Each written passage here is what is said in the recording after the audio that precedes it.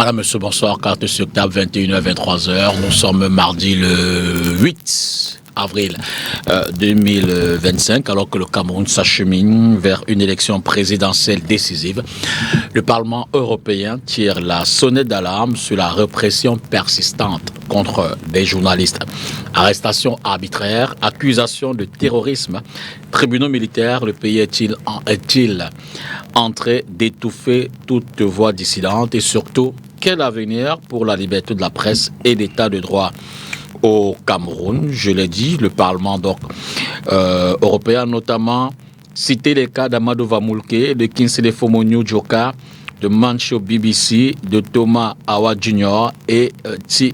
Conrad, comme vous le savez, qui ont du mal à partir avec la justice camerounaise. 4 panélistes ce soir pour débattre autour du thème intitulé Liberté de la presse au Cameroun, alerte rouge à 6 mois de la présidentielle.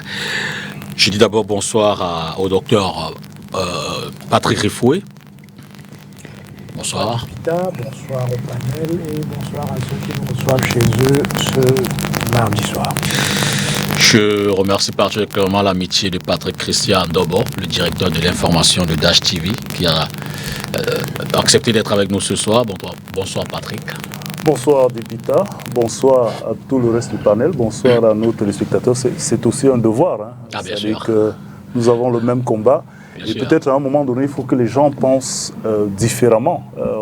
On n'a pas, parce qu'on est dans des maisons différentes, un objectif différent. L'objectif reste le même. Et tant que cela est possible, si on peut apporter notre édifice à la construction de cet édifice-là, même si ce n'est pas dans notre chambre, on doit le faire avec beaucoup de fierté parce que c'est un devoir pour nous les journalistes. Merci encore. Je dis bonsoir au président Célestin Djamène. Bonsoir mon cher député, bonsoir à tous les téléspectateurs de STV et bonsoir également évidemment à tous les panélistes. C'est un plaisir d'être là comme d'habitude. Quand vous m'invitez, je viens. Qu'on peut dire que si vous n'étiez pas là depuis. Non, j'ai rien dit de plus. Merci infiniment pour cette disponibilité habituelle lorsque nous vous sollicitons. Je dis enfin bonsoir à Annelise Monoué, qui est secrétaire nationale à la communication du PURS.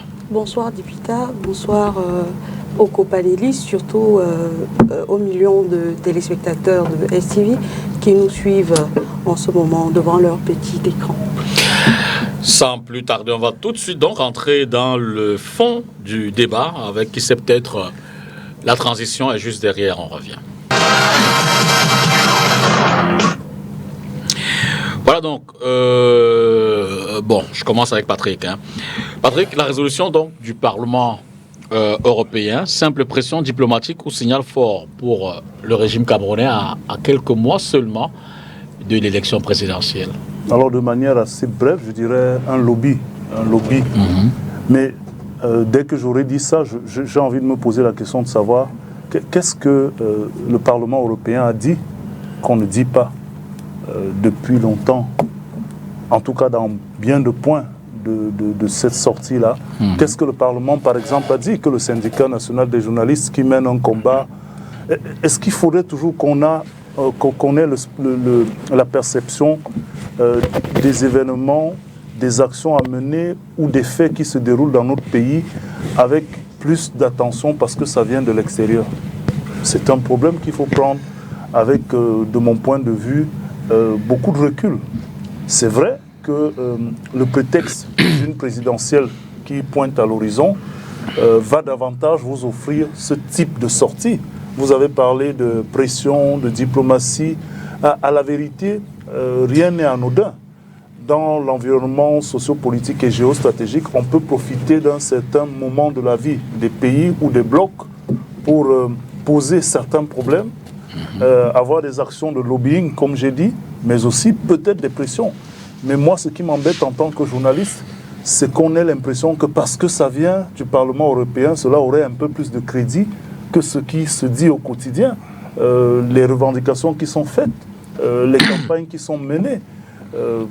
Peut-être du fait du potentiel en termes de pression sur le pouvoir, sur le gouvernement. Vous pensez vraiment ces pressions-là peuvent se faire dans d'autres cadres, dans d'autres circonstances. Ce que je voudrais aussi qu'on n'arrive pas à intégrer c'est une espèce d'infantilisation de notre gouvernement ou de nos instances dirigeantes, où on aurait l'impression que le paternalisme continue d'avoir effet sur les actions de notre gouvernance.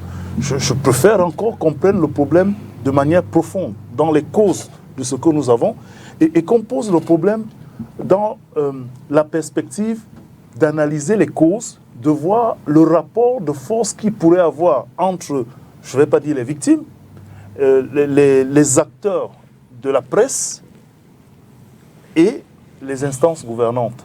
Peut-être que si on prend ça sous ce prisme-là, ça peut donner un peu plus de légitimité. D'accord. Et peut-être même mobiliser les acteurs.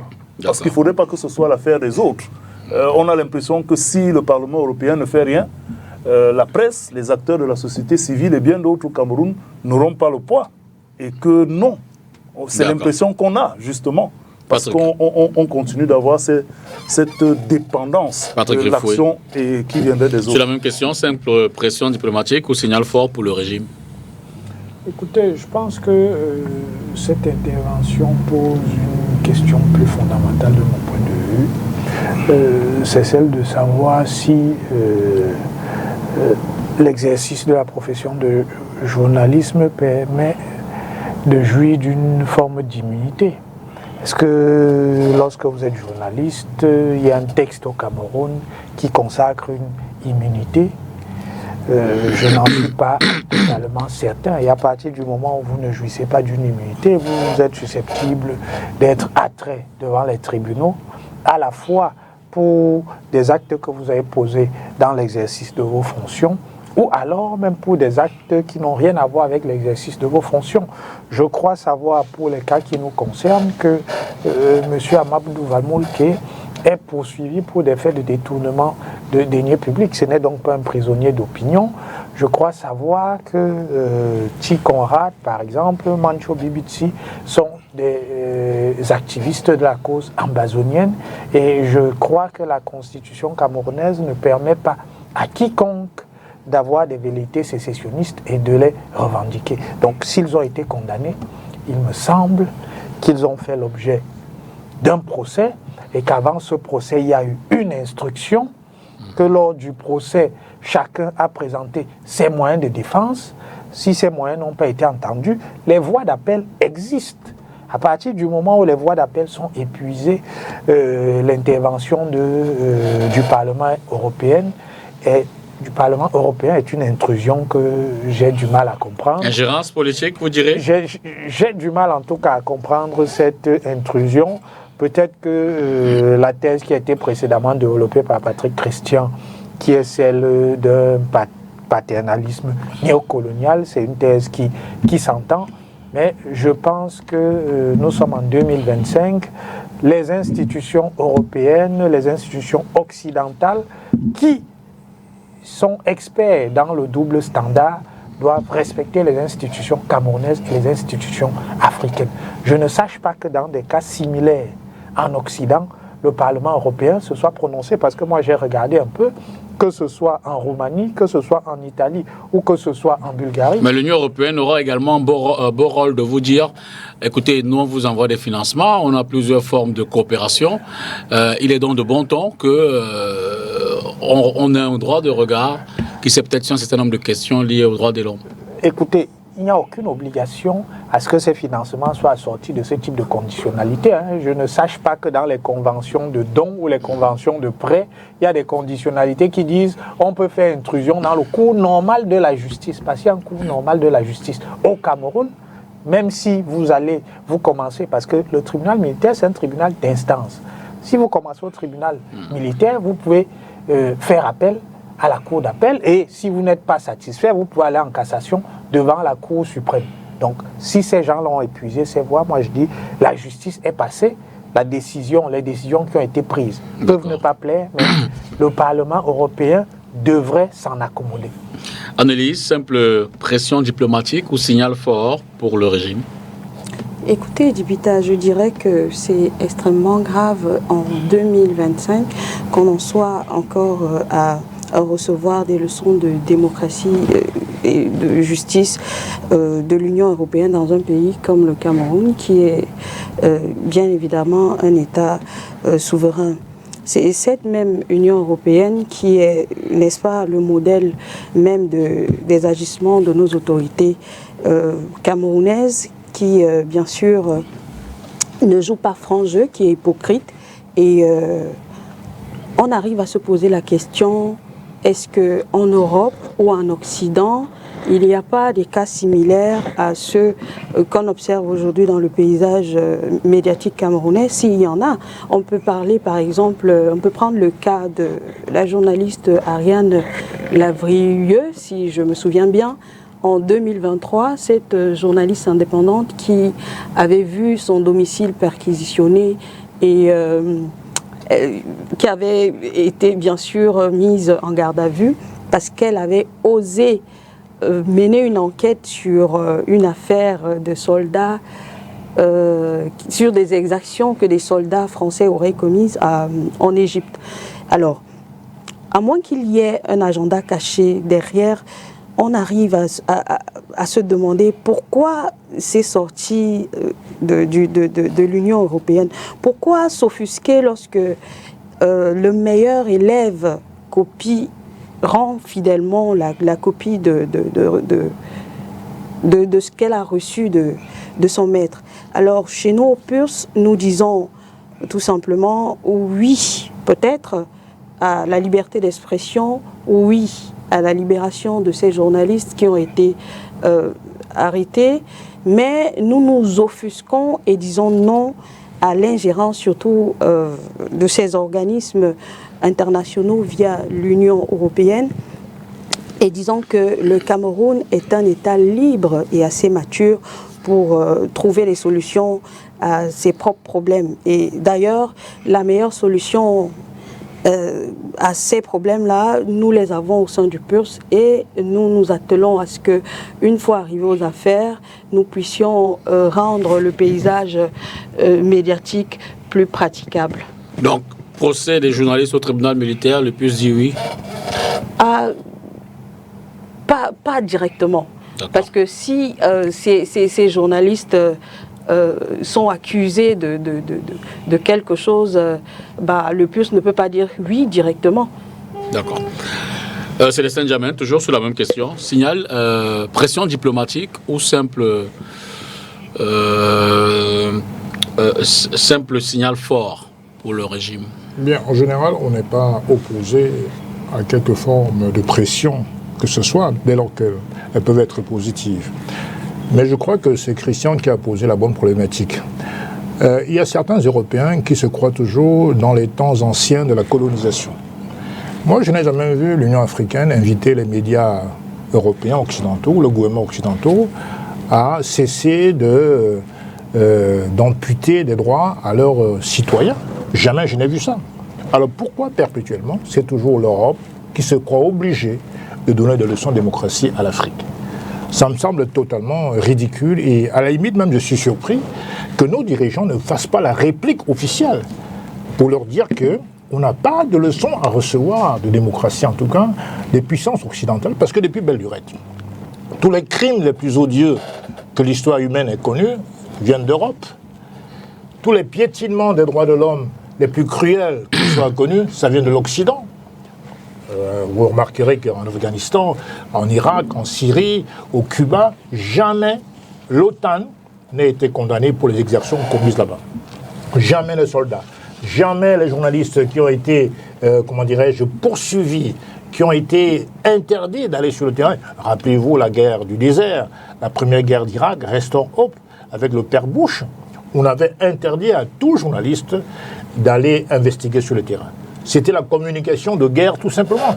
Il n'y avait pas de droit de journaliste. Et à aucun moment, l'Occident, l'Amérique n'a été inquiétée. Pourquoi croient-ils qu'ils sont obligés de venir à chaque fois qu'il s'agit de l'Afrique, ou du Cameroun en particulier, venir se croire, monter sur leur grand sabot et donner des leçons? C'est inacceptable. Ça, c'est le principe majeur. Maintenant, on a notre arsenal juridique. La Constitution du Cameroun, en tout cas, parle de la liberté de communication et d'expression. Bien sûr, la liberté de communication et d'expression ne veut pas dire qu'on doit dire n'importe quoi. Si je viens raconter des bobards sur Dipita Tongon, il faut s'assurer que je peux être poursuivi en justice. pour établir la vérité des faits. Donc c'est aussi simple que ça. Moi, par exemple, je suis contre la dépénalisation des délits de presse. Un journaliste responsable doit respecter les droits des autres. C'est une liberté, mais ce n'est pas la débauche médiatique. On doit respecter les droits des autres. Donc moi, je pense qu'il faut, pour le cas de Van Mulke, effectivement, l'affaire en cassation. J'espère que les juges de la cassation vont revenir sur la décision qui a été prise à la cour d'appel. Ben, c'est pas normal que quelqu'un soit condamné sans la moindre preuve. Contrairement à ce que dit Patrick Efoué, il n'y a pas eu de preuve formelle avérée contre M. Amadou Van Mulke. Aucune preuve. Pour Mancho BBC, ce n'est pas un sécessionniste. On l'a vu manifester avec un cercueil à Bamenda, ça ne veut pas dire qu'il est sécessionniste. Il n'a jamais partisé avec les thèses sécessionnistes. C'est un gars qui était révolté, il parlait des conditions de vie dans le Nord-Ouest, mais il n'a jamais flirté avec la vision des sécessionnistes. Moi, j'ai connu en prison Ayoub Tabé, j'ai connu Fidélis Galafort, c'est des vrais sécessionnistes, qui sont fiers même de l'être. Mais Mancho BBC, dans le cas d'espèce, moi je pense, à mon avis, que ce monsieur a juste manifesté. Il n'a jamais affiché quelque option de séparation que ce soit. Jamais, à ma connaissance.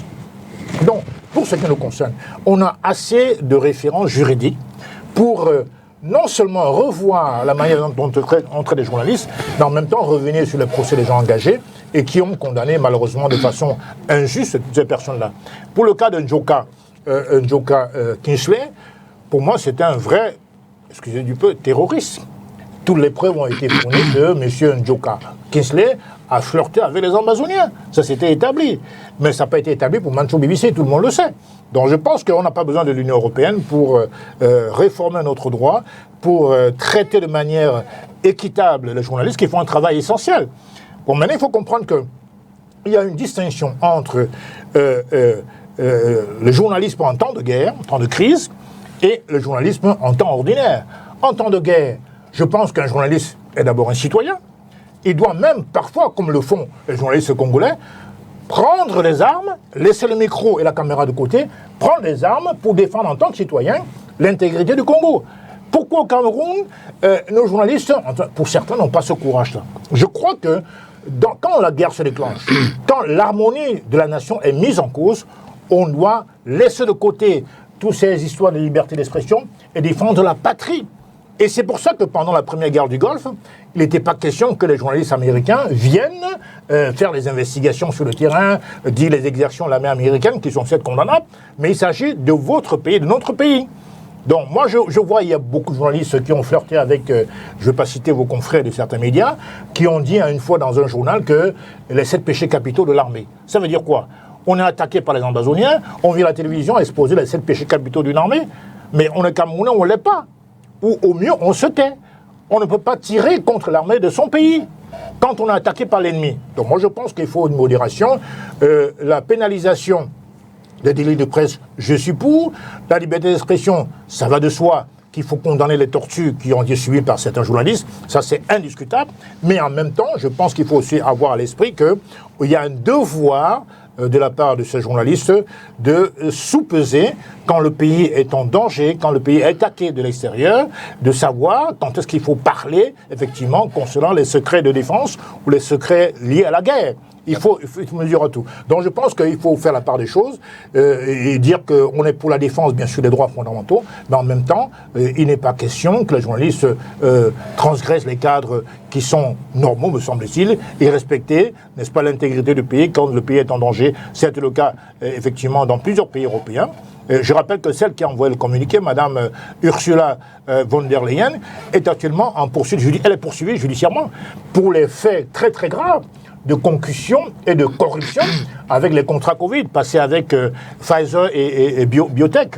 Elle est poursuivie aussi pour l'affaire qui concerne les contrats et d'autres contrats là. Bon, bref, c'est une femme qui n'est pas exemplaire, elle n'est pas au-dessus de tout soupçon, et c'est elle qui envoie les leçons de démocratie au Cameroun. Elle a simplement, je veux dire qu'en tant que, je crois, présidente du Parlement de l'Union européenne, elle a passé les contrats contre la procédure. Les parlementaires ont pris des résolutions. Les parlementaires se sont exprimés. Elle a le devoir de porter l'expression des parlementaires. Donc, il y a une plainte depuis janvier contre elle. C'est pas personnel initiative qu'elle envoie elle est comme une espèce de porte. Elle préside le Parlement. La justice militaire et les journalistes. Patrick, que les journalistes se retrouvent devant les tribunaux militaires dans une démocratie, dérive sécuritaire ou stratégie politique? Ni l'un ni l'autre. D'accord. Écoutez, il me semble qu'il y a deux cas de figure dans lesquels vous pouvez être attrait devant un tribunal militaire. Dans le premier cas, c'est si effectivement vous êtes un homme en âme. Donc les gendarmes sont susceptibles d'être attraits devant le tribunal militaire. Maintenant, pour le commun des Camerounais, tous les Camerounais peuvent être attraits devant le tribunal militaire, tout dépend du délit pour lequel vous êtes poursuivi. Donc c'est à la fois une question d'acte qu'on vous reproche, mais aussi une question de qualification.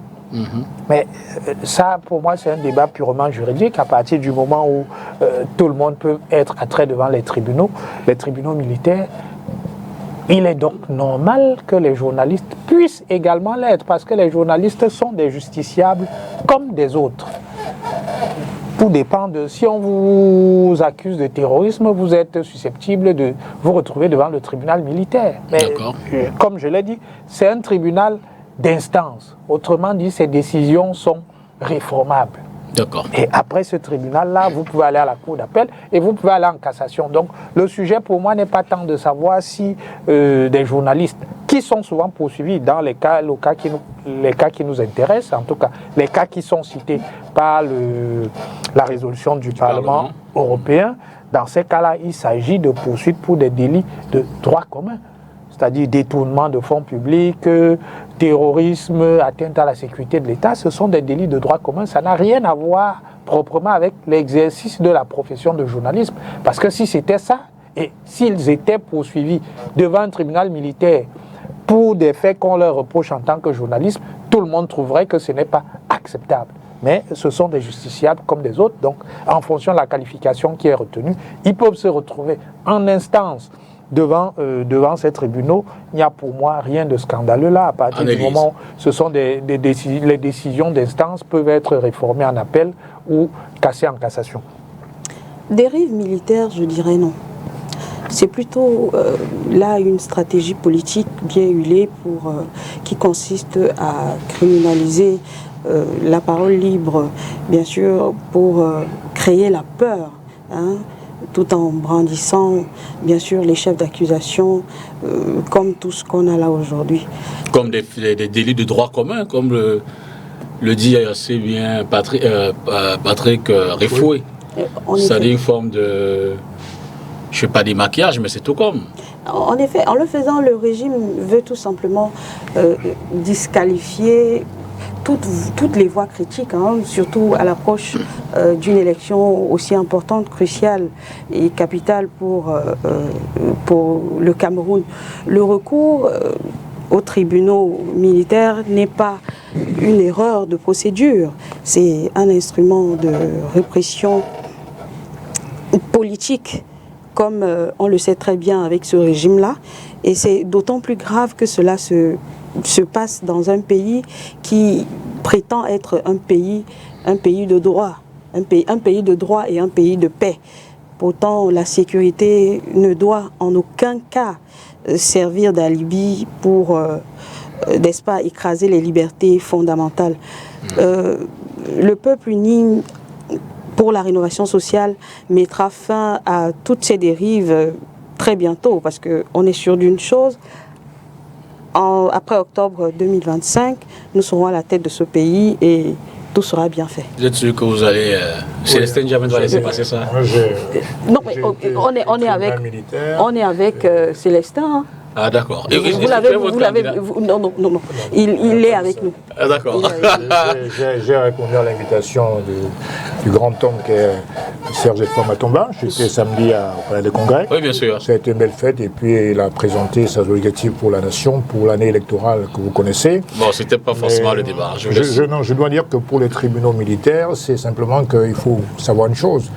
Par principe, comme vous lisez toutes les résolutions de l'ONU, on ne peut pas attraire devant la justice des civils, sauf si eux-mêmes ils ont fait usage d'armes.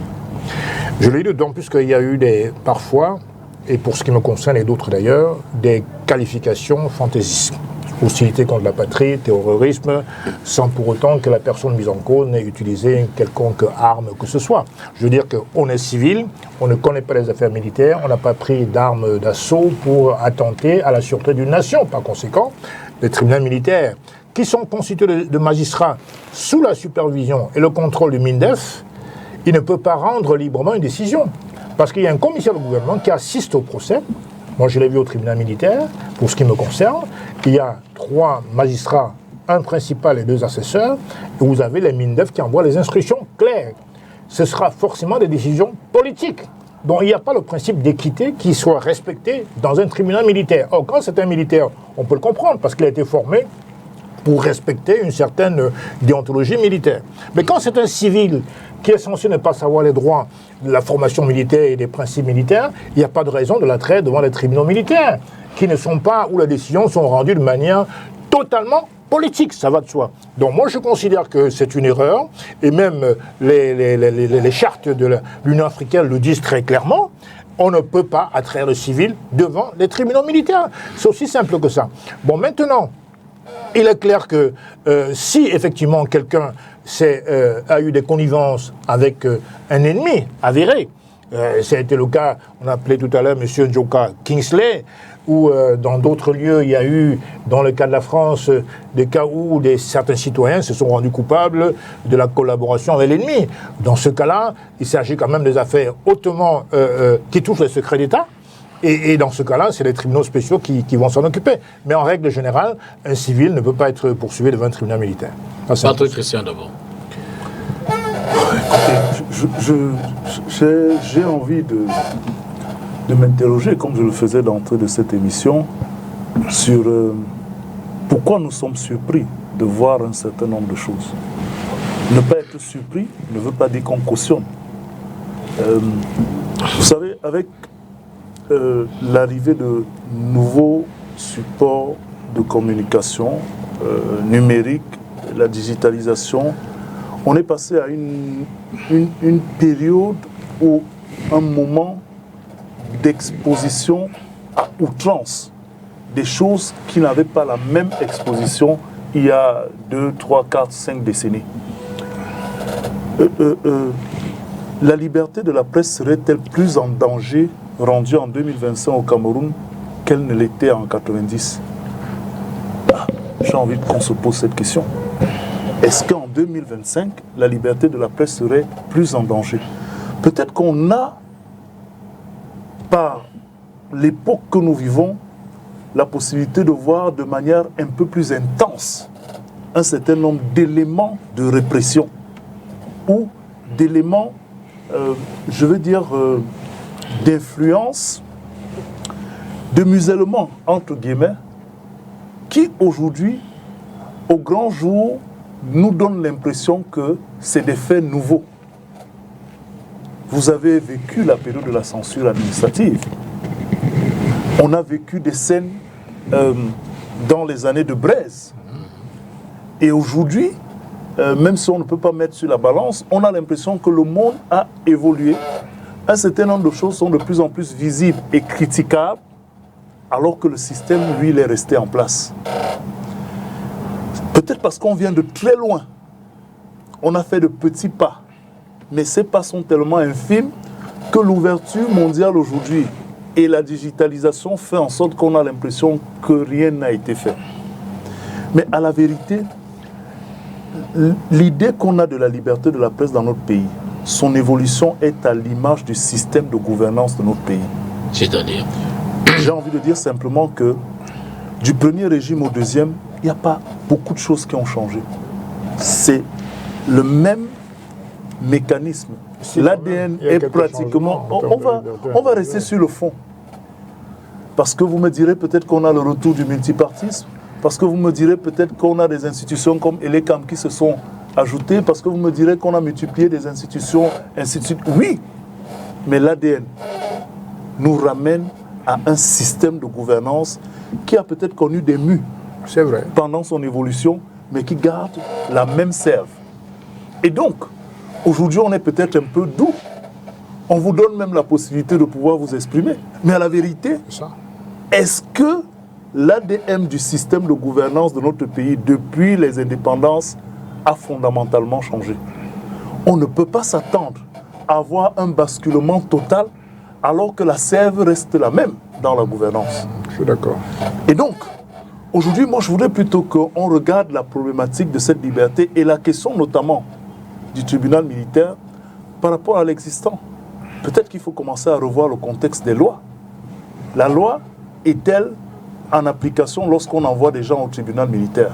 Je vous dirais dans bien de cas, notamment par rapport aux qualificatifs qui sont donnés, je ne sais pas si c'est à raison, ça nous envoie vers le tribunal militaire. N'oubliez pas qu'on a une loi spécifique contre le terrorisme qui est en vigueur dans notre pays. Et donc, fatalement, on peut retrouver un civil qu'on va accuser d'accointance avec des mécanismes de déstabilisation ou de conspiration qui pourront effectivement vous donner des qualificatifs qui vont permettre d'attraire le civil au tribunal militaire.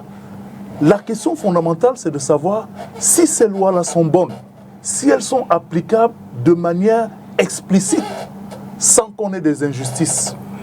Et c'est ça, peut-être, le combat à mener. Comment faisons-nous pour que les lois qui sont appliquées actuellement retrouvent un peu les aspirations de séparation des actes purement criminels qui peuvent être qualifiés devant un tribunal militaire aux actes qui peuvent être opposés à un civil dans un tribunal ordinaire? Voilà peut-être la question fondamentale. Mais si ces lois existent, elles sont peut-être mauvaises, mais tant qu'elles sont là, malheureusement, elles s'appliquent à nous. Comme disent les latins, dura lex, sed lex. Le combat, c'est la loi, et non l'application de cette loi qui actuellement est là. Voilà. Il faut la réformer. Est-ce qu'on peut interroger l'attitude désormais des autorités face à ces cas-là, notamment, peut-être pas généraliser, les autorités camerounaises, complicité, attentisme, je veux dire, non-ingérence dans les affaires judiciaires. Patrick Rifoué. Avant de répondre à votre question, je voudrais préciser 3 choses. D'accord. La première, c'est qu'on a affaire à tous les cas qui sont mentionnés dans la résolution, ce sont des affaires anciennes. Donc même si la résolution est récente, ce sont des affaires anciennes. Oui, mais ça applique quand même sur un certain nombre d'autres... L'affaire la plus récente, c'est celle de Njoka. Kingsley, il me semble qu'elle date de 2023 déjà. Donc le contexte électoral est peut-être favorable à la résolution, mais le contexte électoral n'a rien à voir avec les situations dans lesquelles les poursuites ont été déclenchées à l'endroit de ces personnes-là. Sauf que sans la justifier, la résolution dit que ces personnes continuent d'être embastillées. Oui. Peut-être qu'elles le sont depuis 2022-2023, mais elles continuent d'être embastillées. Il y a une action continue. Certaines de ces personnes ont été condamnées à 15 ans de prison, donc les peines courent toujours. Il y en a qui sont en appel comme en cassation comme Bamoulke. Bon, il faut attendre que la justice passe et que nous ayons des décisions définitives. La deuxième chose que je voudrais dire, c'est que même s'il y a un code de justice militaire, le code de procédure pénale est opposable au juge militaire. Le code pénal est opposable au juge militaire. Donc, c'est aussi une partie du droit commun qui est opposable aux justiciables qui se retrouvent là-bas. Et même si on a un commissaire du gouvernement, Célestin, tu sais très bien que le commissaire du gouvernement fait office de procureur. Ce n'est pas lui qui rend les justices, il fait ses réquisitions. Le président du tribunal peut le suivre ou pas. Et comme moi je l'ai dit, c'est une juridiction d'instance. Ces décisions ne sont pas souvent définitives puisqu'elles sont susceptibles d'appel. Et quand vous faites appel, ce n'est plus une juridiction militaire qui reçoit et qui peut réformer cette décision-là. C'est la cour d'appel. Donc vous retrouvez une juridiction de droit commun. Donc pour moi, qu'on ait cette juridiction-là, le débat qui consiste à savoir s'il faut réformer la loi pour faire en sorte que plus personne, en tout cas pour les civils ne se retrouvent plus devant cette juridiction. C'est un débat auquel si le tribunal militaire en instance vous condamne à mort, pour que l'appel revienne à peut-être une relaxe ou une relaxe sans autre forme de procès, il y a quand même un trajet à parcourir. Non, mais écoutez, c'est la procédure, ce n'est pas une juridiction, c'est une juridiction pour laquelle il y a des recours. Ça, il Il faut l'admettre. Ça, c'est la première chose. Et je voudrais terminer en disant que, bon, écoutez, qu'on est un commissaire du gouvernement, il fait office de procureur, c'est le juge qui rend sa décision en son âme et conscience. Et je considère, c'est mon point de vue, je considère que le juge militaire rend ses décisions en son âme et conscience comme le juge civil. Maintenant, pour en revenir à votre question, écoutez, le principe c'est que la justice est indépendante. Mais le siège, en tout cas le parquet peut donner des instructions. Célestin a bon droit de dire que effectivement le commissaire du gouvernement est sous le ministre de la Justice, comme le procureur est sous le ministre de la Défense, comme le procureur est sous le ministre de la Justice. Mais ce ne sont pas eux qui rendent les décisions. Et à partir du moment où il n'y a d'instruction ni du ministre de la Justice, ni du ministre de la Défense, dans le travail qui est fait par les magistrats du siège, moi je crois qu'il faut respecter les décisions de justice. On peut ne pas être d'accord avec ces décisions-là, on peut en discuter, mais moi, mon principe, c'est que je me refuse toujours à commenter les décisions de justice, surtout quand les affaires sont encore pendantes, parce qu'à partir du moment où un justiciable a formé appel, il est présumé innocent jusqu'au prononcer la décision définitive. Nous n'avons pas, pour le moment, de preuves que des personnalités politiques soient intervenues dans ces affaires pour faire condamner ou élargir. Vous avez vu l'exposé des motifs quand même avant la résolution du Parlement. Oui, mais écoutez, c'est un exposé éminemment politique qui vise à incriminer le pouvoir politique et à demander à leurs États de faire pression sur le gouvernement afin que le gouvernement élargisse ces personnes-là. Il ne faut pas... Vous dites que ce Parlement profite de l'ambiance préélectorale, l'ambiance électorale et qui s'est post-électorale mais c'est pour ça envoyer un signal à Yaoundé. Mais écoutez, c'est pour ça que j'ai indiqué tout à l'heure que ce sont des affaires anciennes, mais que la résolution est récente. Et la résolution, le prétexte de cette résolution, c'est bien le contexte électoral. Il lève les enchères. Voilà, ils se disent que peut-être au vu du contexte, le gouvernement sera sensible à ces cris d'orfraie qui sont en train d'être poussés et élargira des gens qui, de mon point de vue, relèvent soit de la justice, soit du droit de grâce ou d'amnistie du président qui peut l'exercer. Mais moi, je n'ai pas appelé le président à exercer son droit de grâce ou d'amnistie. C'est à lui, en fonction des éléments qui lui sont présentés par le ministre de la Justice, de prendre cette décision.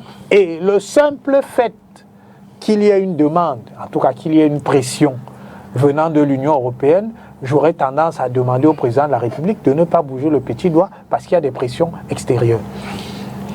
Célestin Djamène, l'appréciation que vous faites de l'attitude du gouvernement, des autorités? Bien, moi je pense qu'il convient de rappeler quand même sur notre plateau que la justice militaire, c'est le droit militaire appliqué aux civils dans beaucoup de cas. Et moi j'ai été au tribunal militaire, j'ai vu la magistrate habillée en tenue militaire. Ça ne peut pas être pareil. Dans un tribunal civil, un tribunal correctionnel, les juges sont habillés comme vous savez.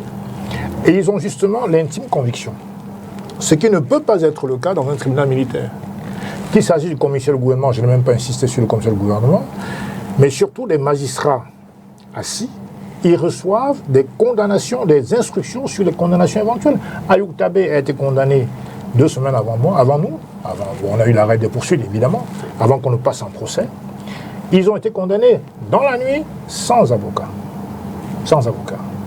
C'est des affaires politiques. On n'a pas besoin de se soumettre au principe de justice civile ou correctionnelle. Ça n'existe pas. Donc, il faut bien faire le distinguo entre la justice civile et la justice militaire. Parce qu'en vérité, quand on vous incrimine, c'est sous les motifs que le politique a construit, voté au Parlement certes, mais que le politique a construit pour essayer de contrôler le pouvoir. Moi, quand on m'accuse d'hostilité contre la patrie, de révolution, d'insurrection, moi je n'ai fait que marcher. Un certain 26 janvier 2019, même pas avec une fourchette pour blesser un canard. mais j'étais quand même taxé d'hostilité contre la patrie. Mais vous voulez marcher jusqu'à tout dit. Je marche. Non, pas du tout. Pour aller déstabiliser les institutions de la République. En plus, notre Constitution nous reconnaît. Vous êtes parti de l'hôpital général de Douala pour marcher. Ça, c'est votre interprétation. Non, c'était justement à l'opposé. Donc voilà, le droit camerounais me permet de marcher. Les libertés de 90 sont très claires. Et même dans ce cas-là, quand il y a une transgression de la liberté, de transgresser des décisions du préfet, on doit nous donner maximum la peine encourue, c'est 6 mois. Ce n'est pas un tribunal militaire. Ça n'a aucun sens. Et encore que, quand on a dispersé une manifestation, c'est terminé. Il n'y a pas de filature, il n'y a pas de procès, il n'y a rien du tout. Mais là, comme il y avait une volonté politique, puisqu'il y avait une marche, à l'époque, le MRC montait en puissance et tout, évidemment, il fallait politiquement, contrôler la situation. Bon, ce que je veux dire, c'est que dans un pays qui se veut démocratique, état de droit, l'état de droit, ce n'est pas simplement la démocratie électorale, c'est aussi un comportement, c'est l'indépendance de la justice. Encore que chez nous, elle est censée être indépendante, mais souvent il y a des immixtions du pouvoir politique dans certaines affaires hautement sensibles, vous le savez mieux que moi. Donc c'est pour dire qu'il faut vraiment mener ce combat, même si les lois sont injustes, ce sont des lois qui ont vocation à s'appliquer, comme disait tout à l'heure Christian Dewa. Donc il faut maintenant mener le combat. Vous, les syndicats de journalistes, je crois qu'il faut aussi mener ce combat dans les médias pour que les gens comprennent que vous avez le droit, tant que vous n'enfreignez pas la liberté d'autrui, d'exercer librement votre métier en période ordinaire.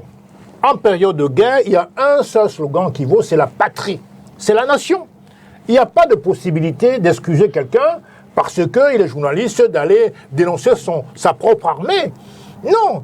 Dans le cas de Mancho BBC, franchement, je n'ai pas vu d'accointance, on va dire, ambazonienne ou sécessionniste. Il a simplement défilé avec un cercueil, ça fait un petit peu tache d'huile, parce qu'évidemment, c'était quand même assez inédit qu'un manifestant se mette avec un cercueil, et puis, parce qu'il dénonçait les conditions de vie, tout à fait normal. Pour ce qui concerne M. Vamouké, c'est le TCS. C'est un tribunal, on va dire, qui n'est pas militaire. Et encore que dans ce cas précis, il n'y a pas de preuves avérées. On renvoie une affaire 178 fois. Est-ce que c'est logique? S'il y avait vraiment des preuves accablantes, on n'a pas besoin de 178 renvois. Non, ouais, Célestin. Il n'y a pas besoin de ça. Célestin, donc il n'y a pas de preuves. Je voudrais te rappeler que l'essentiel des renvois dans cette affaire sont du fait de la défense. Hein. Non. J'ai de l'accusation, justement. Non, ce n'est pas vrai. Va te renseigner. Les renvois, effectivement, viennent de l'accusation. Ce n'est pas vrai. C'est le record mondial des renvois. 178. Ce n'est pas vrai. Il y a une information. Excuse-moi, Patrick. Il y a une information judiciaire qui a été ouverte en 2016. Oui. En 2016, il y a eu au moins 3-4 ans d'enquête pour en arriver à 12 ans de prison. Il était condamné en 2022 à 12 ans de prison. Il a déjà effectué, je crois, 6, qu'il est incarcéré depuis 2019. Je veux dire que dans ce cas d'affaires, on veut quand même des preuves palpables, des documents comptables. On le condamne pour 600 millions. Vous savez combien a coûté les affaires d'Olembe et de Japoma? Et les ministres qui sont rendus coupables ont été promus. Souvent, certains ministres d'État. Vous faites de la diversion. Donc, en vérité, je crois que là, il y a un procès politique contre Vamouké. Tout le monde reconnaît sa probité morale. Tout le monde. Tous ses collègues, même son successeur, reconnaît quand même et a de l'estime pour lui. Mais d'où vient-il que Vamouké, un homme aussi intègre, puisse écoper des 12 ans de prison sans aucune preuve? J'espère qu'il y a une chance, la cassation va quand même revenir sur la décision et le libérer avec indemnité, parce qu'il ne mérite pas cette condamnation. Patrick Christian, l'attitude des pouvoirs publics, du gouvernement et des autorités face à la problématique. À la limite, l'ordre gouvernant est dans son rôle de préserver ses acquis. Ils boivent du petit lait. Ne leur demandez pas de venir vous accorder avec toute la facilité et peut-être dans un plat d'argent ce que vous souhaitez, c'est-à-dire un peu plus d'espace, d'expression. Mais pour moi, le problème est ailleurs. Vous savez, si on... Avant peut-être d'aller ailleurs, est-ce que, vous les citiez tout à l'heure, est-ce que le gouvernement ne se sert pas de ces instruments institutionnels pour s'exprimer, CNC et autres? Pour museler. Mais voilà pourquoi... Je n'utiliserai pas ce mot. Voilà pourquoi je disais tantôt que le gouvernement est presque dans son rôle. D'accord. Ce serait même dangereux qu'il ne le fasse pas. Maintenant, le faire, dans quel intérêt? Est-ce simplement dans l'optique de préserver le pouvoir ou c'est dans l'intention de museler? L'expression n'est pas... Christian l'a utilisé. De museler. Vous savez, il y a comme une espèce de rapport de force. Et plus on va vers des échéances aussi importantes qu'une présidentielle, le rapport de force se mesure aux différents acteurs et aux différents protagonistes qui peuvent effectivement avoir un contrepoids par rapport au rapport de force qui est déjà présent. Et donc, dans cette dynamique, il va de soi que la machine gouvernementale, on dirait pour des footballeurs, qui s'échauffent avant un match. Et il faut se rassurer que les plans tactiques sont bien, qu'on maîtrise la situation et qu'il n'y a pas chez l'adversaire, bon, encore que le mot adversaire dans le contexte de la République ne devrait pas exister, mais qu'il n'y a pas dans les autres formes, les autres segments des composants de la société, des maillons qui nous échappent. Le problème, à la fin, est de savoir si tout cela contribue au bien-être des compatriotes. Parce qu'il n'y a pas de mal à vouloir conserver le pouvoir. Mais est-ce qu'il faut chercher à conserver le pouvoir à tout prix et à tous les prix, au point de créer un malaise qui, à la limite, peut être contre-productif pour la gouvernance elle-même? Parce qu'aujourd'hui, effectivement, nous sommes dans une situation où le malaise social est réel par rapport aux conditions de vie de nos compatriotes. Ça, personne ne peut le nier. Il y a des efforts qui sont faits, mais la demande est tellement importante qu'on a l'impression que c'est un coup d'épée dans l'eau. Et regardez le type de débat qui finalement nous cristallise. D'un côté, peut-être le musellement, d'un autre, les résolutions du Parlement européen, alors que nous avons une capitale comme Yaoundé qui ploie sous le poids des ordres. Tous les débats sont prenables. À partir du moment où la liberté de la presse peut être... Mais écoutez, la liberté de la presse peut-elle s'exprimer dans le chaos des ordures? Si on vous donne cette liberté de la presse et que vous n'avez même pas la possibilité d'aller vous soigner, vous en ferez quoi? Le chaos des ordures peut-il être su dans un musellement de la presse? Alors, pour faire simple, je voudrais revenir sur un certain nombre de préceptes. Si la presse ne joue pas son rôle, même la société va jouer son rôle. La société va peut-être même remplacer la presse. C'est un devoir pour la presse de jouer son rôle.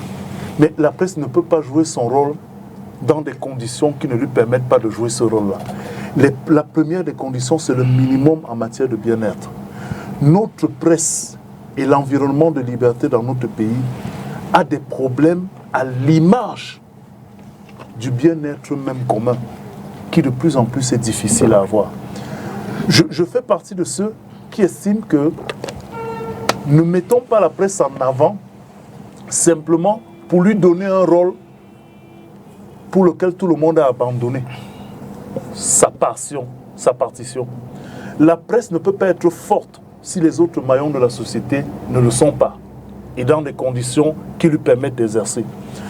On fait beaucoup de procès à la presse, peut-être à raison sur certains aspects. Mais la presse n'est pas une presse qui existe ailleurs, dans un Cameroun qui est à côté.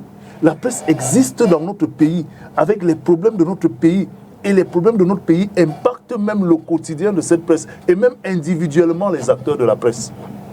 Moi, je plaide pour les conditions qui permettraient à cette presse de jouer effectivement son rôle. Les gouvernants, ne leur demandez pas de jouer notre rôle. Mais sauf que nous devons observer l'attitude des gouvernants et nous dire quelles sont les astuces ou les possibilités que nous mettons en place pour faire face à l'intention des gouvernants de conserver et peut-être de museler ceux qui veulent avoir une part d'expression et de liberté dans ce qui est dit au quotidien. Si la presse entend jouer son rôle, elle doit d'abord revendiquer les conditions dans lesquelles elle doit jouer ce rôle. Si la presse entend véritablement jouer son rôle et avoir la capacité d'être le contre-pouvoir, plus le quatrième comme on le dit, la presse doit revendiquer les conditions dans lesquelles elle joue. C'est pour ça que particulièrement, je pense qu'il est dangereux pour la presse d'attendre que ça vienne de l'extérieur. Parce que ce qui vient de l'extérieur ne va jamais porter comme vous-même les problèmes que vous savez prioritaires pour vous. Avons-nous la connaissance de ce que cache l'agenda de cette résolution du Parlement européen? Avons-nous la certitude que cette résolution du Parlement européen se préoccupe véritablement des conditions de la presse? Parce que, on le disait tout à l'heure, il n'y a rien de nouveau.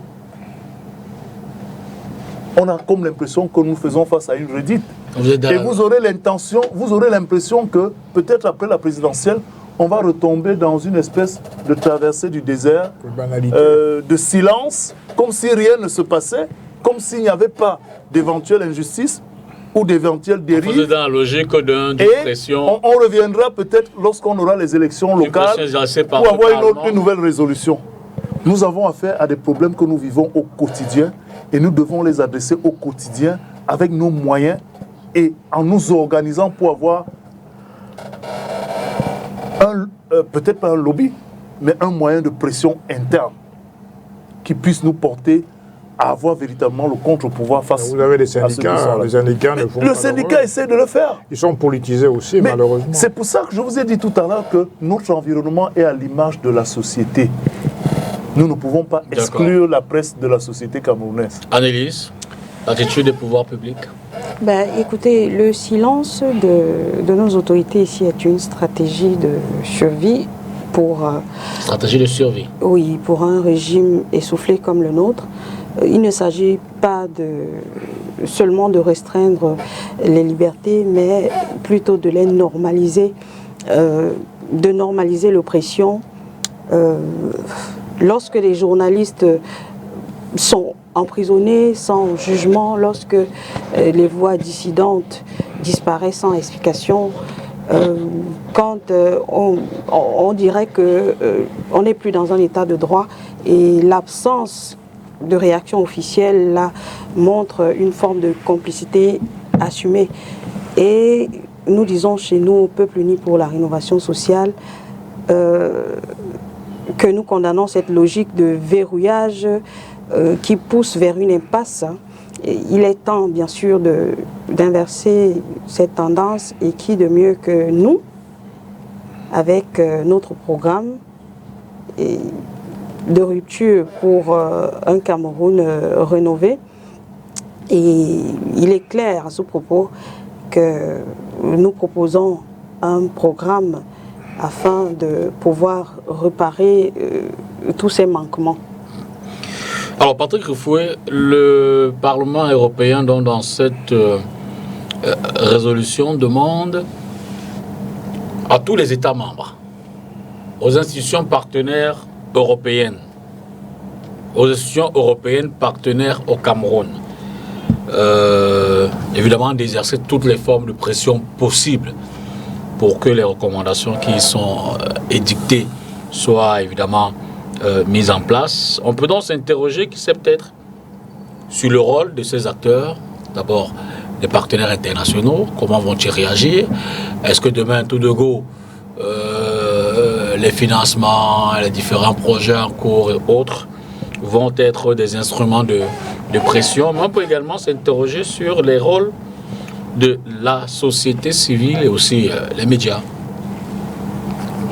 Bon, écoutez, je pense que ce qu'il faut commencer par rappeler, c'est que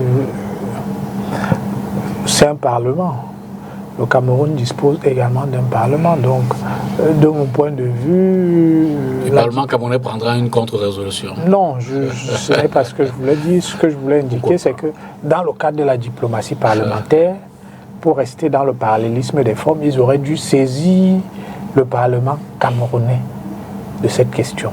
Je constate effectivement dans l'énoncé des institutions qu'ils essaient de mobiliser, qu'ils ont oublié que la diplomatie parlementaire existait et qu'ils ont saisi leurs États, en tout cas qu'ils ont enjoint leurs États et les organismes multilatéraux de faire pression sur le Cameroun. Mais on est là dans une approche classique parce que vous savez, l'ordre international dans lequel nous vivons est un ordre post-1945 et cet ordre-là a été mis sur pied à la fin de la Seconde Guerre mondiale, à la suite de la défaite de l'Allemagne. pendant un temps, les deux grands se sont partagés le monde et il y a eu un l'effondrement de l'un des grands en 1990 et on s'est retrouvé dans une situation unipolaire où les Américains, qui sont un peu le grand frère de l'Occident, dictaient la marche du monde. Et dans ce cadre-là, de nombreuses institutions jouaient la partition, qui était la partition souhaitée par les Occidentaux ou leurs grands frères.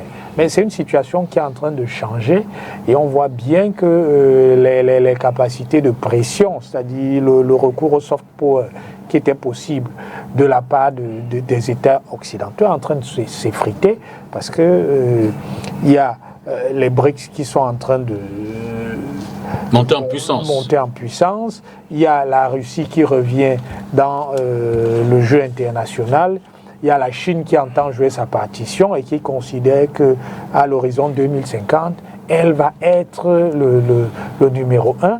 Et donc, les moyens de pression sont beaucoup plus limités aujourd'hui pour les pays occidentaux à l'endroit des États africains. On voit tous ce qui se passe dans l'AES où ils sont sortis de la CEDEAO et où ils font la sourde oreille à toutes les pressions qui viennent de l'Occident. Je rajoute, parce que c'est une résolution qui a été portée par un certain nombre de parlements français, que ça c'est plutôt une pierre dans le jardin de la France qui est de manière significative en recul en Afrique. Et même si ce sont des parlementaires de gauche qui ont porté cette résolution, si le gouvernement camerounais considérait qu'il faut imputer ça à la France, les relations entre les deux pays pourraient en pâtir. Et je crois que la France, en ce moment, n'a pas besoin de ça parce qu'elle est en train de perdre du terrain. Et je suis certain que les bonnes relations qu'elle continue à entretenir avec Yaoundé, la France ne souhaite pas que ces relations soient compromises simplement parce qu'elle a pris une résolution ou elle a milité pour une résolution qui demanderait... En même temps, la France aura la pression de ces populations. Bon, la pression de ces populations, ce sont les États. Hein. Les États, ce n'est pas la pression des populations qui détermine ses intérêts à l'échelle internationale. Ce sont les intérêts plutôt de ces hommes d'affaires, ce sont les intérêts de ces entreprises qui déterminent les postures qu'elle doit prendre. Donc je ne suis pas certain que le gouvernement français soit très confortable avec cette résolution qui a été portée par un certain nombre de députés européens, notamment de la France insoumise. Alors, et la société civile, les médias? Non mais écoutez, vous savez, moi j'ai toujours beaucoup de prudence avec la société civile, en tout cas tout ce qu'on appelle ONG, parce que je considère que ce sont des faux-nés, et ce sont souvent les faux-nés d'intérêt. Des faux-nés. C'est-à-dire des chevaux de Troie, si vous voulez. Les chevaux de Troie, ce sont les faux-nés, ce sont les faux-nés d'intérêt étranger. Il faut simplement suivre l'argent. C'est-à-dire, l'argent de ces institutions vient d'où? Vous avez vu que récemment, le ministre de l'administration territoriale a pris sur lui de suspendre un certain nombre d'organismes qui recevaient des subsides d'où? De l'étranger. Mais celui qui finance... Le gouvernement reçoit les soutiens financiers de l'étranger. Oui, le gouvernement reçoit les soutiens financiers de l'étranger pour ceux qui acceptent. Sans pour autant... Pour ceux qui acceptent.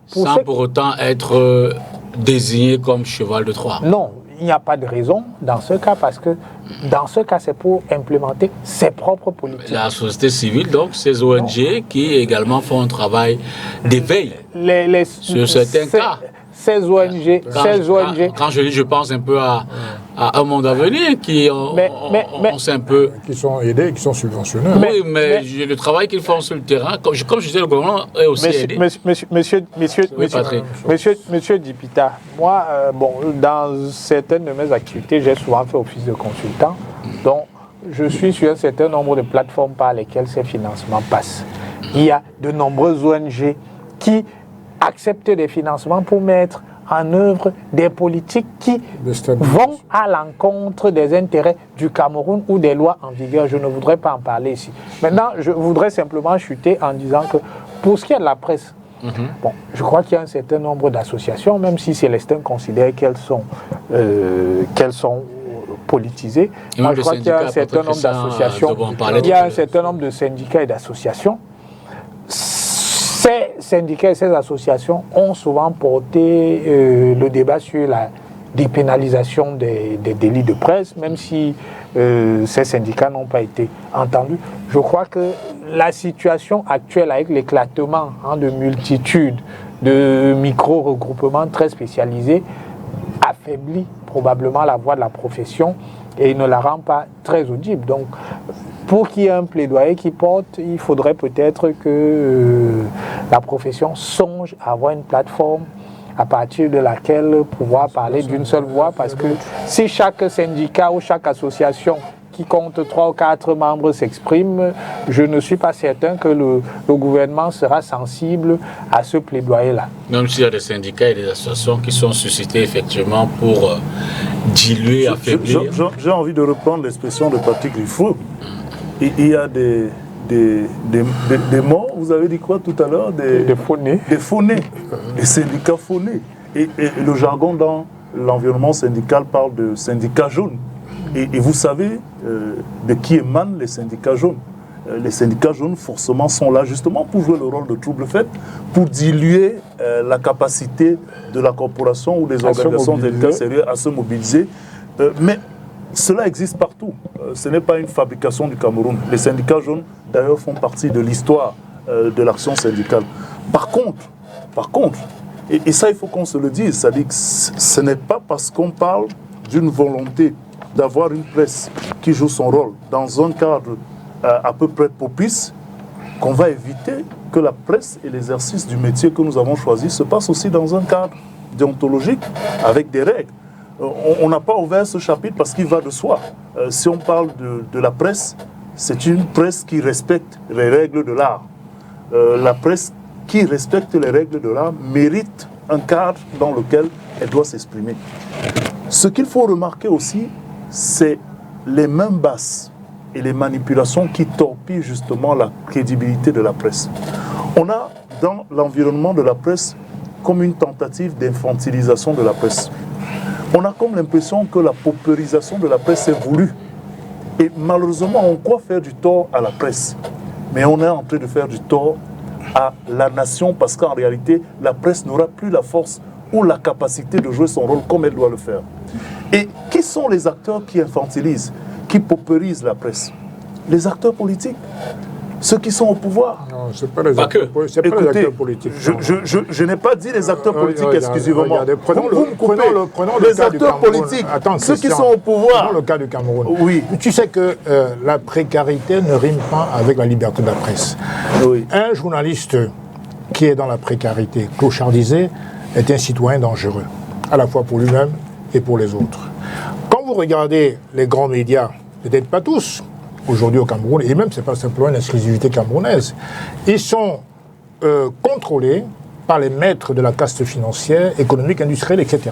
Vous allez revenir, Célestin. Non, parce que le syndicat dont tu fais allusion, ils sont justement inféodés. Qui a intérêt à contrôler le syndicat. Vous aurez l'intervention de Célestin. Patrick Christian. Qui a intérêt à contrôler? Vous me donnez juste du grand amour. Qui a intérêt à contrôler? C'est pas que le politique. Ceux qui veulent le pouvoir.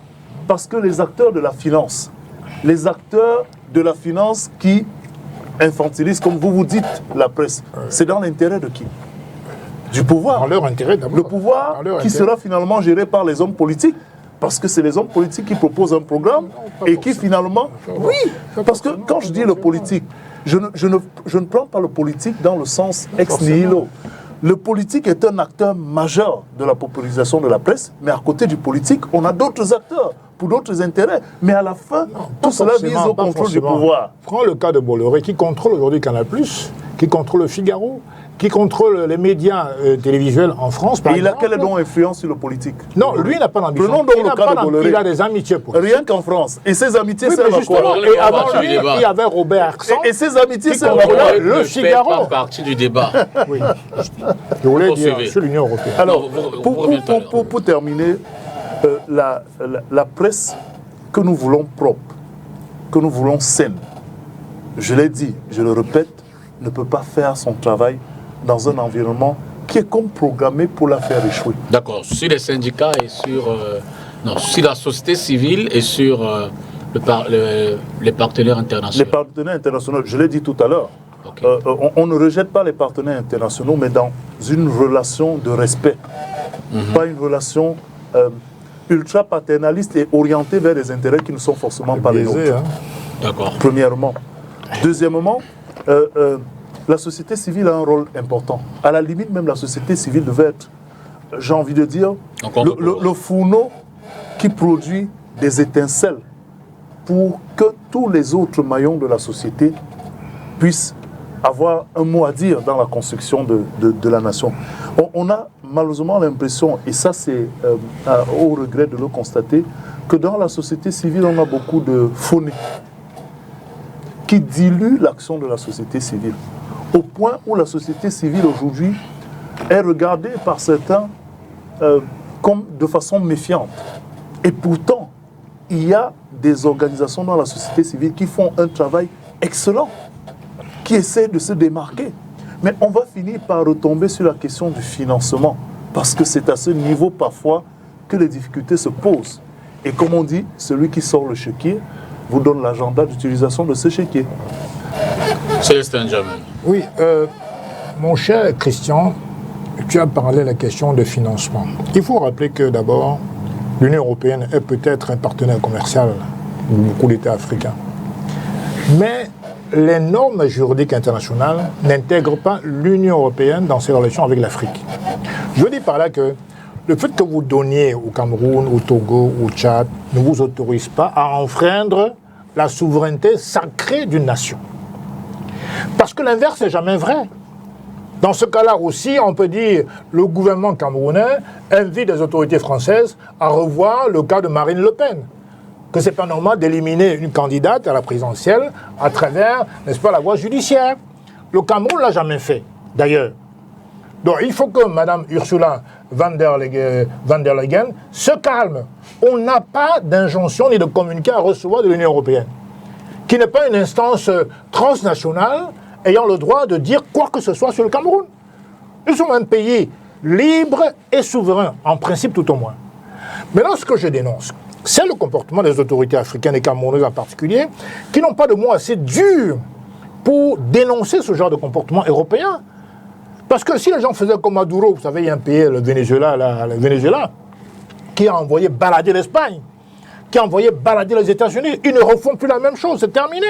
Donc il faut bien qu'un jour, les gouvernements africains se lèvent pour dire du même voix, à l'image de l'AES d'ailleurs, que je salue au passage, c'est-à-dire que le Burkina, etc., pour dire que nous sommes... Panafricanisme. Oui, non mais attendez, notre avenir c'est les États-Unis d'Afrique. J'ai toujours milité pour le panafricanisme. On ne peut pas s'en sortir en restant dans nos micro-États. Et surtout, l'Union européenne veut que nous restions divisés.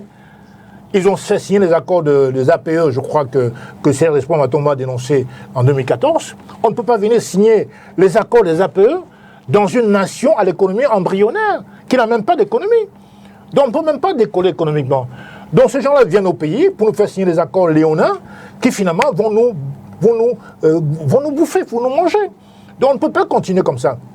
Par ailleurs, il est important que je dise ceci. Au Cameroun, les syndicats sont faibles. Pas parce qu'ils manquent de volonté, mais parce qu'ils sont phagocytés. D'abord, quand vous prenez la plupart des médias camerounais, je suis désolé, mais les différents promoteurs ne rémunèrent pas assez bien leurs employés. Je regarde de le dire. On doit bien payer les journalistes. Parce que cette précarité ne vient pas de nulle part. Quand vous avez un journaliste qui a 150 000 francs par mois, un journaliste quand même de bonne acuité, de renom, vous voulez qu'il fasse quoi? Il va essayer de se débrouiller comme il peut. Mais il faut commencer déjà par le commencement, c'est-à-dire que bien payer les journalistes et éviter qu'ils aient des accointances avec certains groupes qui les obligent à sortir des articles orientés. Donc il est important aujourd'hui qu'il y ait une certaine, pas une certaine richesse, mais un élément de confort salarial de la part des journalistes. Sinon, ça ne peut pas avancer. Donc moi, je milite pour que les syndicats redeviennent libres réellement, pour pouvoir aider les populations à mieux comprendre les enjeux, ce qui n'est pas le cas aujourd'hui. Les ONG, d'ailleurs, parce que tout à l'heure, Patrick l'a évoqué, je suis d'accord avec lui, parce qu'en vérité, beaucoup d'ONG africaines sont pouponnées par les ONG occidentales. Et ce n'est pas normal. ils ne sont pas libres. Moi, j'apprécie le travail qu'ils font, mais sauf que ils ont toujours une certaine faiblesse parce qu'ils sont rémunérés sous les commandes, n'est-ce pas, des officines occidentales, qui ne veulent pas que du bien pour les pays africains. Donc je pense qu'il faut travailler pour ça, afin que nous créions des ONG endogènes, qui puissent avoir les moyens de combattre les injustices. Hein? Moi, j'ai vu plusieurs fois le REDAC venir dans les prisons pour essayer de conforter les prisonniers. C'est très bien. Mais il y a une question, un débat sur le financement du REDAC, comme d'autres d'ailleurs. Donc il faut, à mon avis, poser cette question de manière très claire et de dire qu'on ne peut plus être les valets des Occidentaux. Encore au XXIe siècle. Donc, tout dépend aussi du rôle que les médias veulent jouer, parce que j'ai l'impression qu'on est en train de considérer les médias au Cameroun comme du menu fretin. Les politiques en font ce qu'ils veulent, hein, et les groupes de médias sont avalés par certaines manias de la presse, etc. Et donc, ça obstrue la liberté des médias. Donc, il faut quand même remettre ça sur la table et qu'on en discute réellement. Parce que sinon, ça va continuer ainsi. On aura les journalistes à gage, qui vont sortir des articles peut-être de manière très très professionnelle, mais très orientée. Et dans ce cas-là, on est tous perdus. Et le gars qui lit la presse et celui qui regarde la télévision, parce que le journaliste, il a la main liée. Donc voilà le vrai débat aujourd'hui. Donc ça ne sert à rien de pérorer sur le sort du journaliste si on n'a pas fait le travail à la base. Le travail à la base, c'est bien sûr que l'État, si on veut vraiment construire un État républicain et un État de droit, il faut bien que la presse soit subventionnée. Ça se fait partout ailleurs. Et leur donner la main libre pour pouvoir travailler et ne pas être les otages des grands groupes de presse ou des grands financiers, un peu comme en France Arnaud, ou bien Robert Arsan, ou bien Bolloré, qui ont sous leur férule toute la presse, aussi bien la télévision que la presse écrite. Donc dans ce cas-là, il n'y a aucune liberté de presse. Annelise, le rôle donc de la société civile, des médias et des partenaires internationaux. Le rôle de la société civile ici est très crucial. Elle apparaît comme la dernière ligne de défense. Les médias, surtout les médias indépendants, doivent continuer à informer, à alerter même dans l'adversité sans avoir peur. Les partis d'opposition aussi doivent prendre leurs responsabilités en offrant des alternatives concrètes comme nous le faisons chez nous au PURS. Et aux partenaires internationaux, j'ai envie de dire, j'ai envie de demander d'éviter ce double langage. On ne peut pas prôner la démocratie tout en soutenant ceux qui la bafouent. Ces anciens partenaires n'ont plus rien à nous offrir. Ils n'ont aucune solution fiable. Il est peut-être temps de se tourner vers de nouveaux partenaires, comme par exemple, la Russie avec la Chine, avec les BRICS, oui, et surtout encore que la Chine maintenant est fragilisée, hein, parce que, et surtout redéfinir les relations avec avec ces anciens partenaires sur des bases beaucoup plus fiables. Il faut dire que le peuple camerounais ici a besoin de sentir qu'il n'est pas seul, hein, et c'est à lui de prendre son destin en main. Personne ne viendra le faire à sa place. Patrick Fouet, la peut-être dernière trajectoire, peut-on concevoir une reconfiguration du paysage médiatique camerounais,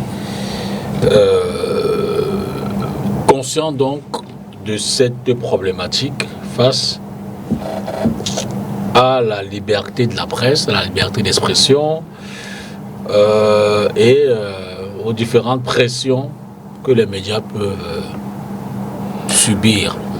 Non, mais vous savez, les médias ne sont pas une institution éthérée. Les médias vivent, les médias se déploient, les médias se développent dans des sociétés et en règle générale, je crois que Célestin l'a indiqué précédemment, ils font face à une double dépendance. Une dépendance politique parce qu'il y a toujours des tentatives pour les figures politiques d'avoir de l'influence sur les médias, et puis une dépendance économique parce que les pouvoirs économiques souhaitent également avoir une emprise sur le secteur médiatique. Il n'y a qu'à regarder au Cameroun. Quand vous regardez le paysage médiatique camerounais, beaucoup de milliardaires possèdent des médias. Ils sont très nombreux à posséder des médias. Mais ce n'est pas... Au Cameroun, non. C'est le danger, même au Cameroun.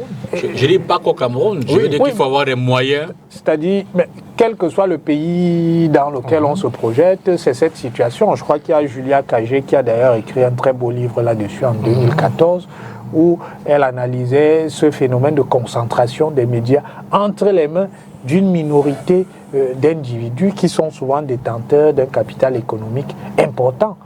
Et on voit que la détention de ces médias est souvent mise au service d'intérêts qui peuvent être soit des intérêts économiques, soit une vision idéologique du monde. C'est-à-dire qu'on considère qu'on veut faire triompher une vision idéologique et à partir du moment où on a une vision idéologique, on veut que cette vision-là soit partagée par le plus grand nombre.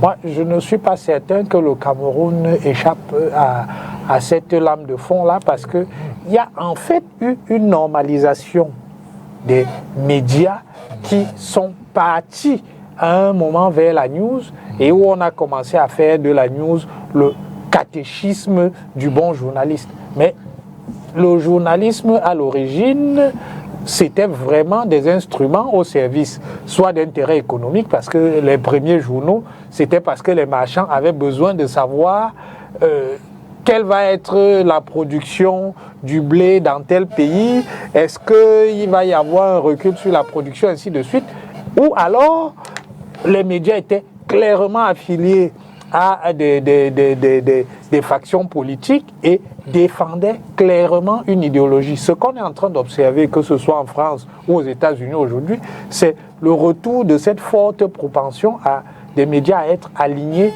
sur des idéologies et à être dominés économiquement. Moi, je ne suis pas... Et ça fausse la démocratie. Oui, mais parce malheureusement... qu'on peut écrire dans un style d'analyse objective, oui, mais... puisqu'ils sont pris en otage par des groupes, par des manières de la presse. À partir du moment où on sort de la logique de la news, effectivement, la question de l'objectivité se pose de moins en moins parce que, écoutez, si vous travaillez chez Bolloré, vous savez très bien que lui, il souhaite que l'extrême droite arrive au pouvoir. Donc, si vous n'êtes pas aligné sur cet agenda-là, il va vous congédier très rapidement parce que vous n'allez pas faire le travail. C'est déjà arrivé. Voilà, c'est arrivé à un certain nombre d'individus.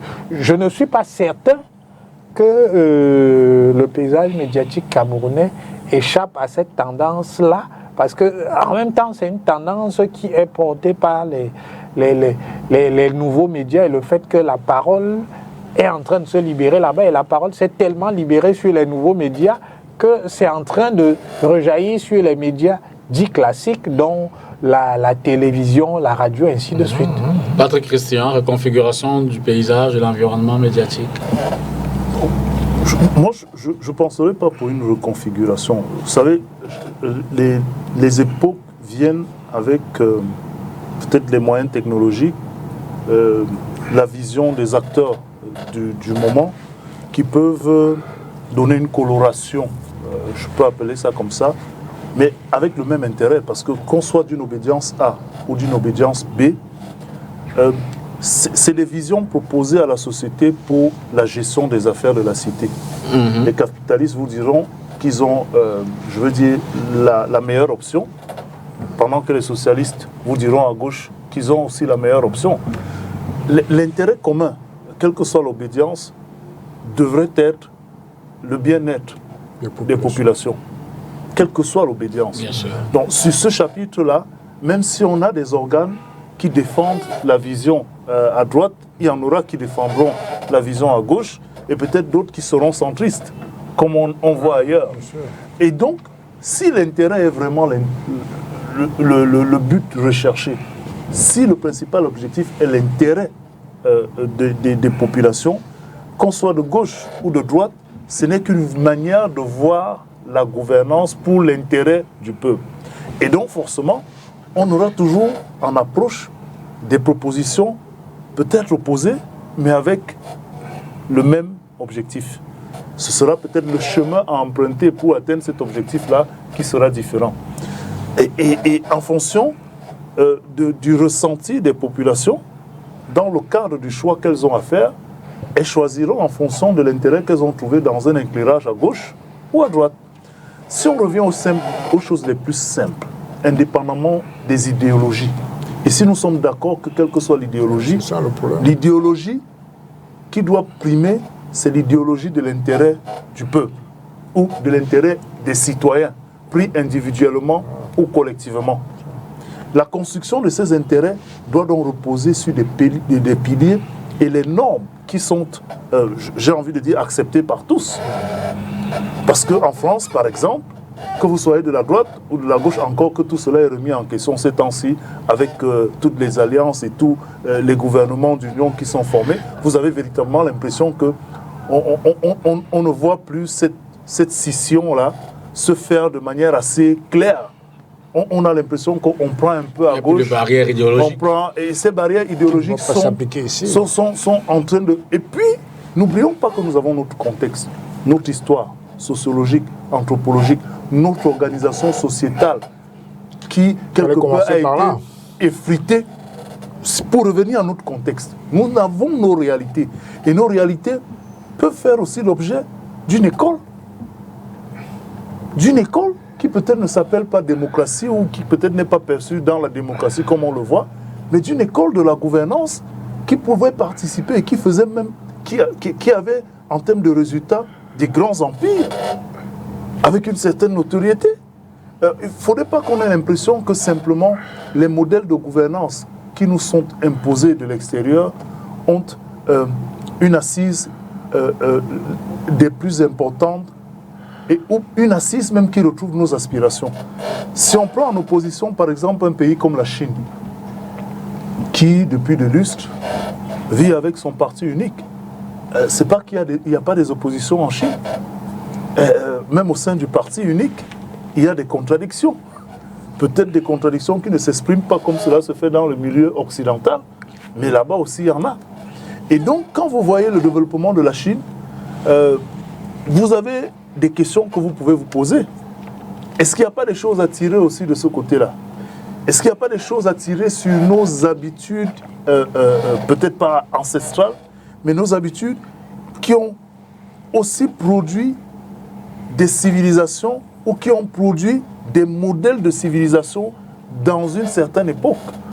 Quand vous voyez aujourd'hui ce qui se passe au Mali, la fraction qu'on a fait de tout ce qu'on avait du Mali, Sénégal, Mali, Guinée et autres, c'est de grands empires qui ont fait la fierté de ce continent. On a des modèles même ici au Cameroun.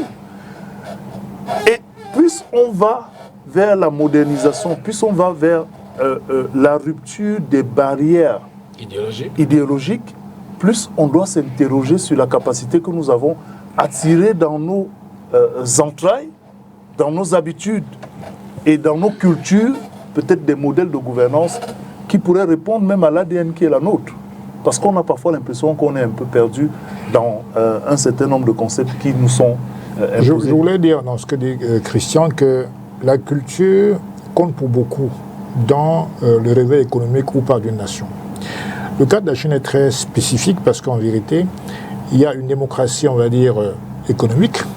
La liberté de la concurrence est donnée à tout le monde et même suscitée, encouragée. Il n'y a pas de démocratie politique. Bon, il y a un terme communiste qui consiste à dire c'est le centralisme démocratique.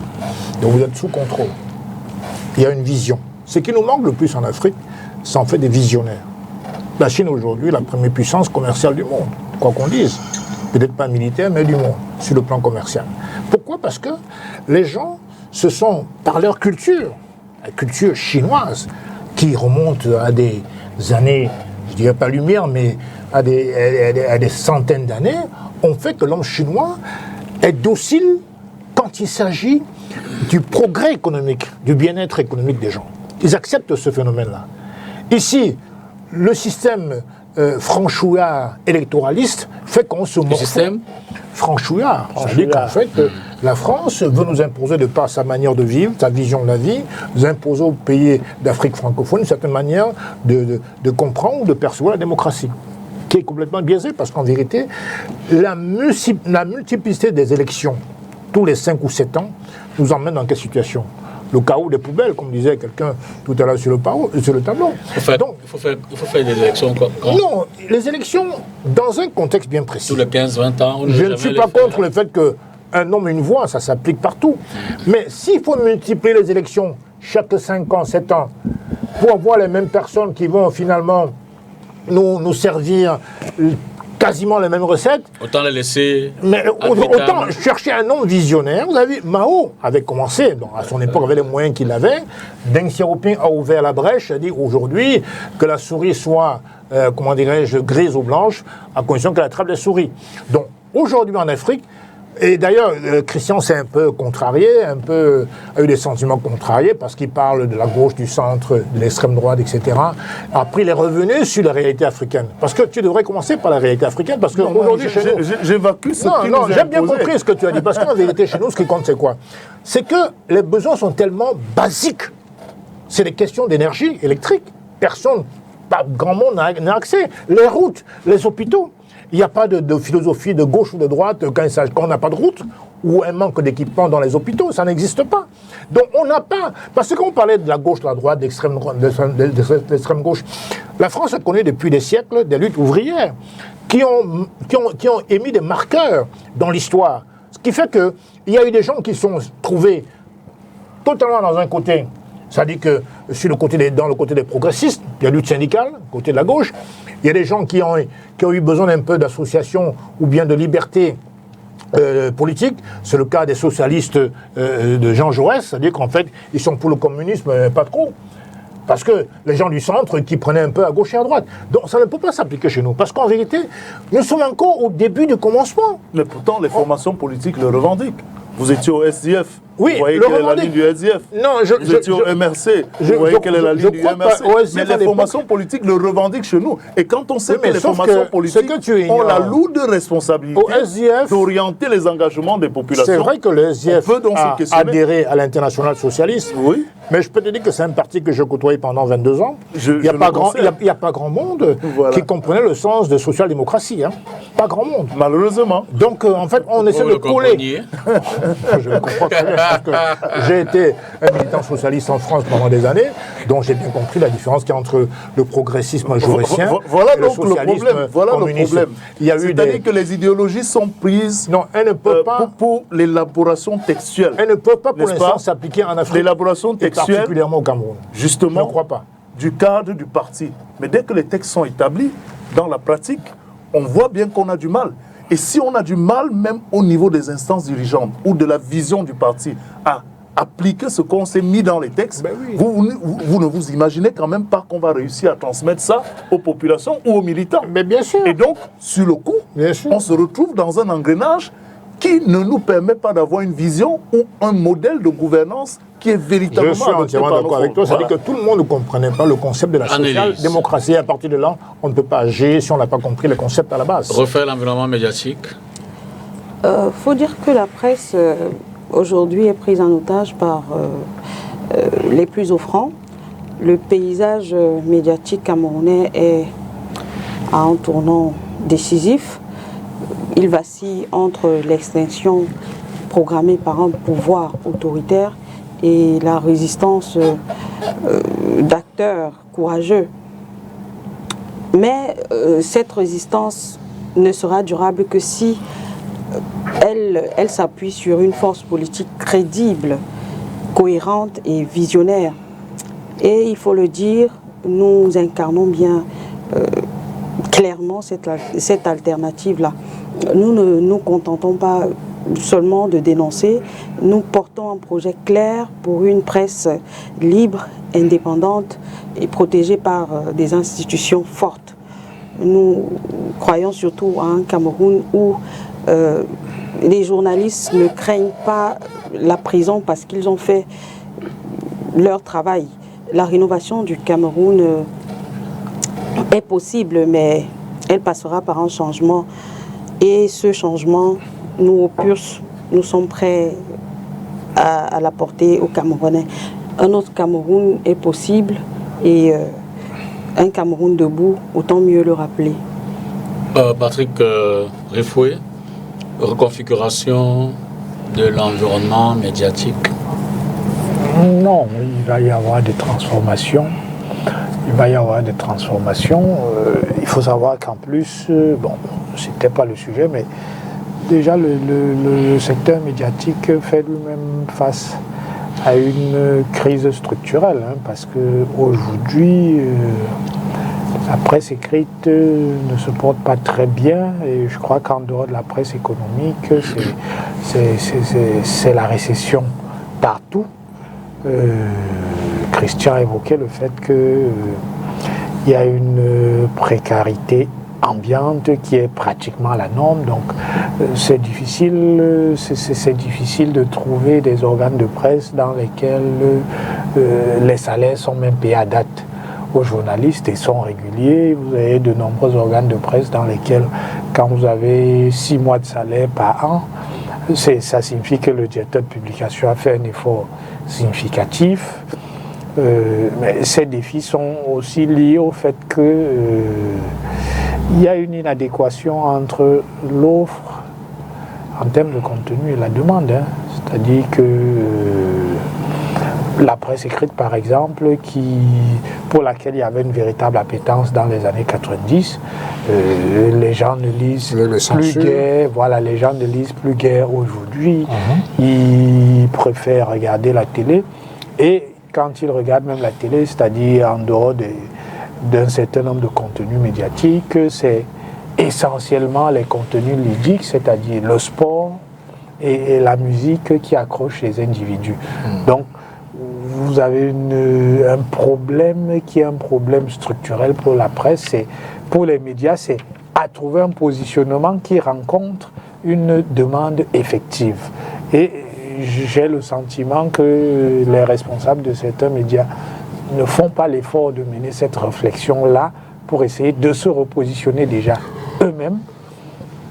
Et je pense que ce qui risque d'arriver, c'est qu'on va avoir de plus en plus de médias qui vont passer sous le pavillon de capitaines d'industrie qui ne cherchent pas à gagner de l'argent dans le secteur, mais à faire avancer leur agenda qui sera plutôt un agenda idéologique ou politique. Pour terminer, ce sera certainement la dernière question, sauf s'il y a des relances. Alors, ce positionnement du Parlement de l'Union européenne, quel peut être son impact? Quel peut être son raisonnement au sein du pouvoir de Yaoundé, qui évidemment en est la cible, qui est principalement indexée? Comment le gouvernement devrait-il réagir? Comment pourrait-il le faire? Doit-on considérer avec le premier intérêt cette résolution qui a quand même des cibles bien précises? Patrick Christian?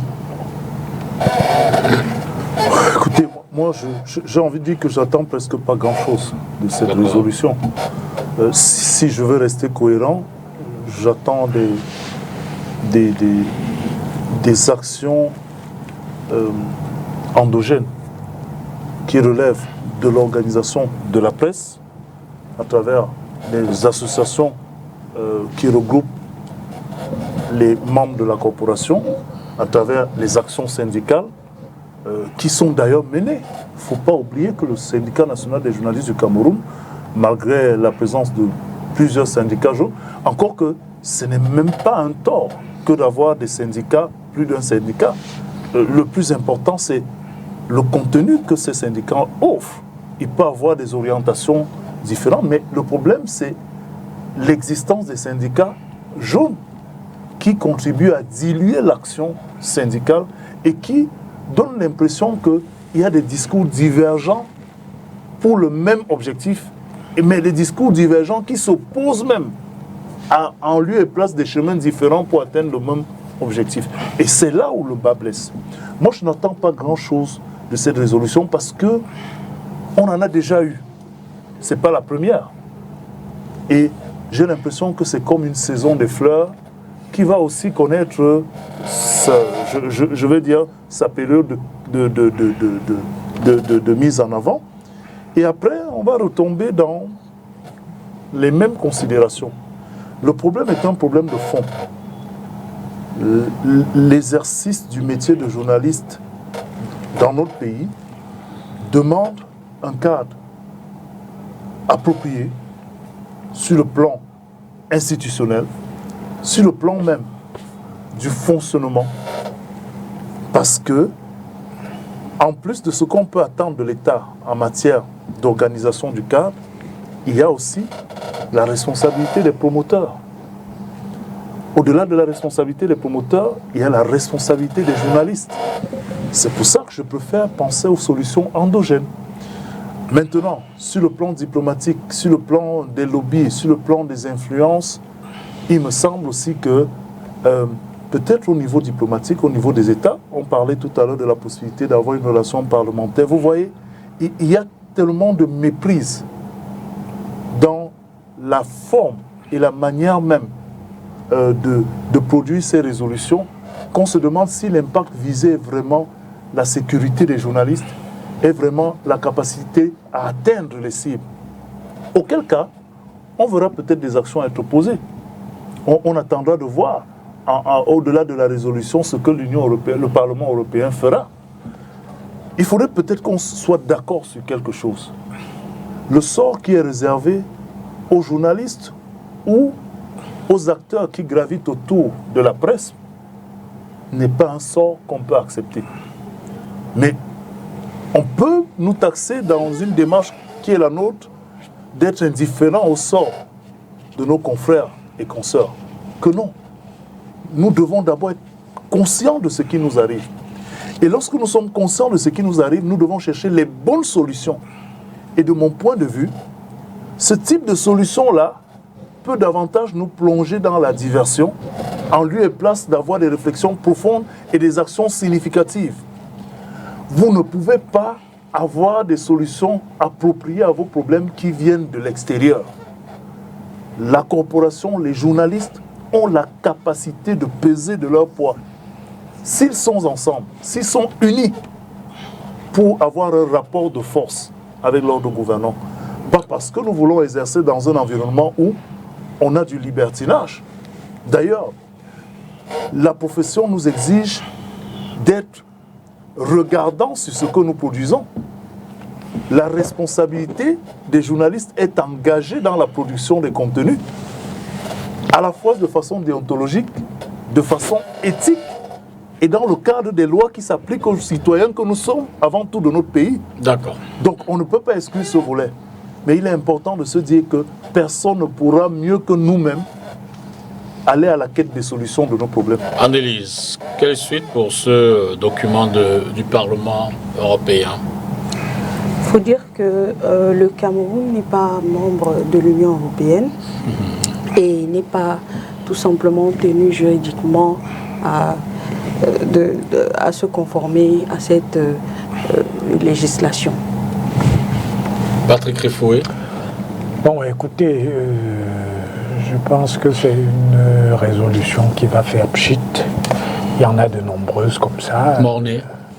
Oui, il y en a de nombreuses comme ça. Elle va susciter quelques commentaires, comme ce qu'on a fait sur ce plateau, 2-3 articles. Et puis, comme l'indiquait Patrick Christian, la présidentielle passée, on reviendra au train-train et le Parlement européen lui-même ne se souviendra pas qu'il a voté une résolution de cette nature-là. Célestin? Non, je crois que c'est juste un tapage médiatique et communicationnel qui finira dans un caniveau. Parce qu'un continent comme l'Europe, qui nous a produit 2 guerres mondiales, la première et la Seconde Guerre mondiale, avec des millions... Il en a tiré les leçons, ça s'agit, il est devenu démocratique. Oui, c'est pour ça qu'ils font maintenant la guerre sur d'autres continents. Député, toute est question d'exemplarité.